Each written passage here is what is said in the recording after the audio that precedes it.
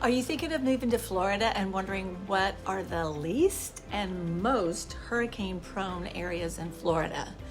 Believe me, I would be asking the same thing if I was moving to Florida. Where can I live that I'm not going to be hit by a dang hurricane? The storm surge, the high winds, the potential for tornadoes, the flooding. There are so many things to be concerned with about hurricanes. So today we're going to break down the least and the most hurricane-prone areas. What do you think they'll be? Comment below. Are they above sea level? Are they below sea level? Is Florida sinking? Because that affects flooding. That affects how much water is going to get into your home if a hurricane were to hit your town. And these are valid concerns, so let's talk about it. Hi there, I'm Kathy Williams, your relocation expert in Orlando, Florida with Compass Florida and Team Williams. And if you're looking to move to Florida and you're concerned or curious as to what areas to live in where you might have the worst case scenario or best case scenario in a hurricane. As we know, just recently, Florida was hit so hard by Hurricane Ian. The Cape Coral area, Naples, Fort Myers, those areas were just blasted with Category 4 hurricane winds. And they are sitting at 3 feet above sea level. So you can see why they had a huge storm surge. So let's start with the worst areas, the areas that statistically get hit the hardest with hurricanes. And I'm also tying it in with the distance above sea level that the area is. To give you an idea of the range of the distance above sea level that Florida has, there's quite a range. The lowest points would be in the Florida Keys in Miami at about 3 or 4 feet above sea level. And the highest point in Florida is Britton Hill, which is 345 feet above sea level. It's up in the Panhandle near Destin. You won't need a Sherpa to climb it, but it's definitely the highest area. Interestingly enough, one of the most hurricane-prone areas is the Panhandle, specifically the northwest area of the Panhandle. So the Panhandle has passed every other state with its total of 66 hurricanes since 1851. By the way, 1851 is when they started really documenting hurricanes. So even though there is an extremely high point in the Panhandle, most of it is actually closer to sea level at 3 to 10 feet above sea level and at the coast, and then higher as you go inland, of course. Now, the second most hurricane-prone area is, not surprising, Southwest Florida, with a total of 49 hurricanes. The most recent hurricane was Hurricane Andrew in 1992. It was a Category 5. It hit Miami so hard, it actually created new building codes for South Florida because of Hurricane Andrew.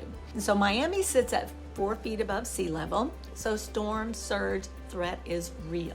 Not all parts of Florida are equally as prone to hurricanes, though. Some of the least prone areas in Florida is along the northeast coast of Florida. That area has seen just 26 hurricanes, which makes it least prone. Because it sits on cooler waters and has a cooler climate than South Florida, hurricanes that pass through the Caribbean are more likely to stay at sea longer and begin curling upward in the U.S. towards South and North Carolina.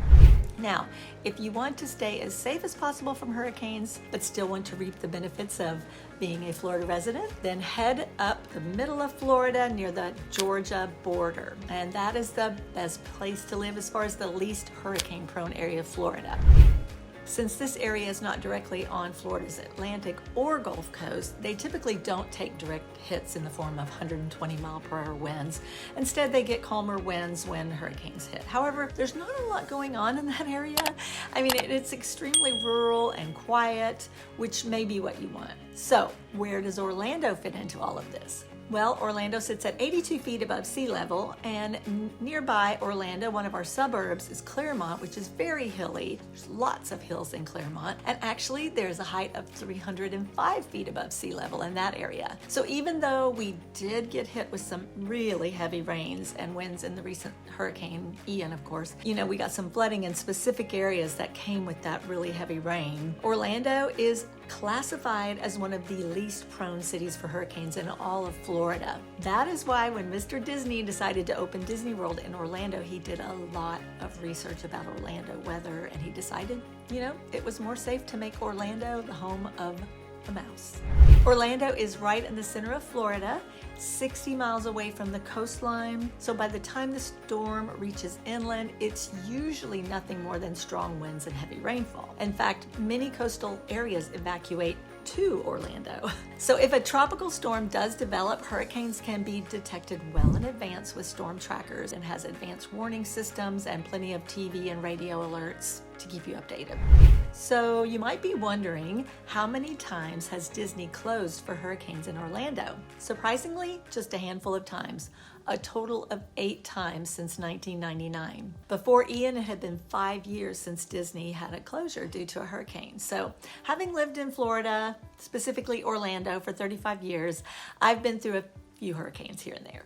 And for the most part, mostly we get some trees that fall, branches that fall, a lot of that type of debris, and some people do lose shingles on their roofs and have some minor flooding. So this hurricane was an exception with the amount of flooding that hit in certain areas like Kissimmee and downtown Orlando. My heart breaks for them. In 35 years, the most challenging hurricane that I went through was Hurricane Charlie, and that was back in 2004. During that hurricane, we lost power for almost a week in the downtown area. And that was really a long and painful delay. Some parts of Orlando didn't lose power at all. And the cool thing is, since then, when there's a hurricane coming, it's so amazing to see all the linemen who drive from all over the US and they descend on our fair state to help people get their power back on in just a day or two. It's just really heartwarming to see how they all just join forces and come down here. And you will just see trucks from as far as north as Indiana, Ohio, they all come down to help. So since 2004, we haven't had any bad